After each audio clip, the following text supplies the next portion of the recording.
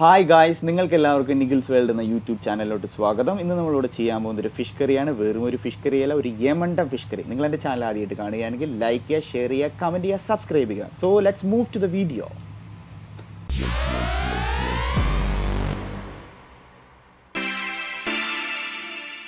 അപ്പോൾ സംഭവം നമ്മൾ നല്ല സിമ്പിളായിട്ട് ഉണ്ടാക്കാൻ പോകുന്ന ഇൻഗ്രീഡിയൻസ് നമുക്ക് ആദ്യം പരിചയപ്പെടാം. ഒരു സവോള, ഒരു ഗാർലിക്, ഒരു ജിഞ്ചർ, പിന്നെ 2 ചില്ലി, പിന്നെ കുറച്ച് കറി ലീഫ്. സാധനങ്ങളൊന്ന് കണ്ടോളൂ, എല്ലാം ഒരു കൈക്കണക്കാണ്.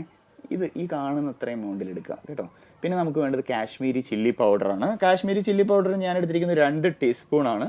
പിന്നെ വേണ്ടത് മല്ലിപ്പൊടി, കൊറിയാണ്ടർ പൗഡർ നമ്മൾ ഒരു 1 ടീസ്പൂൺ. പിന്നെ വേണ്ടത് നമ്മുടെ മഞ്ഞപ്പൊടി ഒരു 1/4 ടീസ്പൂൺ. പിന്നെ വേണ്ടത് കുടംപുളിയാണ്. കുടംപുളി ഞാൻ ഒരു 3 പീസ് എടുത്ത് വെള്ളത്തിലിട്ട് വെച്ചിട്ടുണ്ട്. അപ്പോൾ ജസ്റ്റ് ഒന്ന് സോക്ക് ചെയ്തെടുക്കാനാണ്. ആ വെള്ളവും നമുക്ക് ആവശ്യമാണേ. പിന്നെ വേണ്ടത് അയിലയാണ്. ഞാൻ 1 കിലോ അയില വാങ്ങിച്ചു. അതൊന്ന് ക്ലീൻ ചെയ്ത് ഇപ്പോൾ ഏകദേശം ഓൾമോസ്റ്റ് 1 kg ഉണ്ടാവും. അപ്പോൾ ഇതാണ് അയിലക്കറി നമ്മൾ വെക്കാൻ പോകുന്നത്. പിന്നെ അഡീഷണൽ ആയിട്ട് കടുകും വേണം, ഉലുവയും വേണേ. അത് പറയേണ്ട ആവശ്യമൊന്നുമില്ലല്ലോ, എല്ലാവർക്കും അറിയാമെന്ന് വിചാരിക്കുന്നു. ഓക്കെ. അപ്പോൾ പിന്നെ വേണ്ടത് നമ്മുടെ കറിയെ യമണ്ടനാക്കുന്ന സാധനമാണ് കോക്കനട്ട് പേസ്റ്റ്. ഇത് നമ്മളൊരു 1/4 കപ്പാണ് എടുത്തിട്ടുള്ളൂ കേട്ടോ. പിന്നെ നമ്മൾ തൊണ്ടെല്ലാം കളഞ്ഞ് സവോളയും ഇഞ്ചിയും അതെല്ലാം ഒന്ന് ചതച്ചെടുത്ത് പേസ്റ്റ് ആക്കണ്ട കേട്ടോ, ജസ്റ്റ് ചതച്ചാൽ മതി. അപ്പോൾ ഇതാണ് അതിൻ്റെ പരുവം. ഓക്കെ. ഇനി നേരെ അടുപ്പ് കത്തിക്കുക, ചട്ടി വയ്ക്കുക. ഓക്കെ. ആസ് യൂഷ്വൽ എണ്ണയും കൂടെ വേണേ. അപ്പോൾ കുറച്ച് എണ്ണ, ഒരു പാകത്തിന് എണ്ണ ഒഴിക്കുക. പിന്നെ എണ്ണയൊന്ന് ചൂടായി, ചട്ടി ചൂടായിട്ട് എണ്ണ ഒഴിക്കാവൂ. എണ്ണ ചൂടായി കടുക് ലൈറ്റായിട്ടൊന്ന് പൊട്ടിക്കഴിഞ്ഞ് കഴിയുമ്പോൾ നമ്മൾ എന്താ ചെയ്യുക, ഉലുവ. കടുക് എത്ര എടുക്കുന്നതിൻ്റെ പകുതി ഉലുവ എടുത്താൽ മതി കേട്ടോ. അപ്പോൾ ഉലുവ ലൈറ്റായി പൊട്ടിക്കഴിയുമ്പോൾ ഈ ചതച്ച് വെച്ച സംഭവം ഇടാം.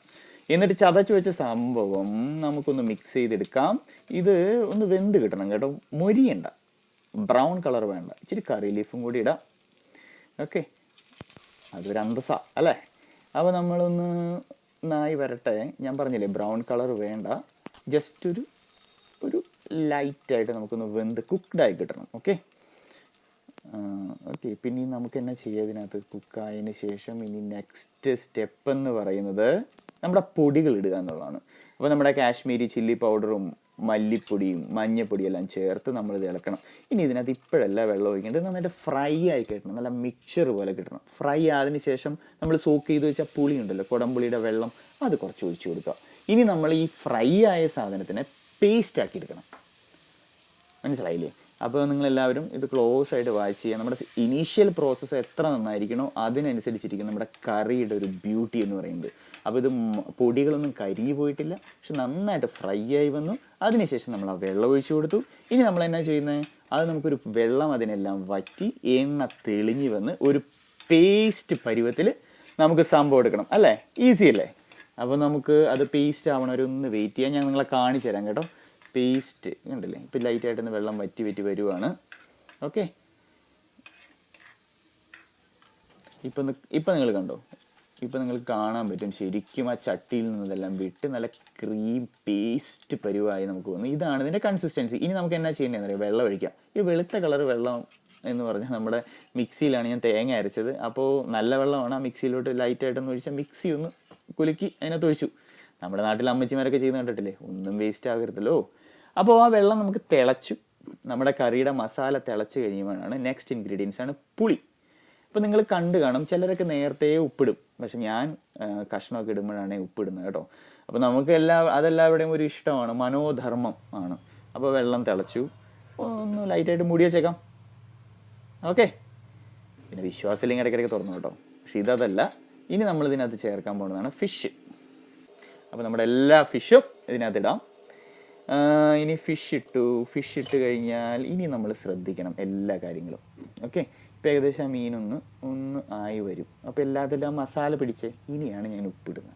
ഓക്കെ.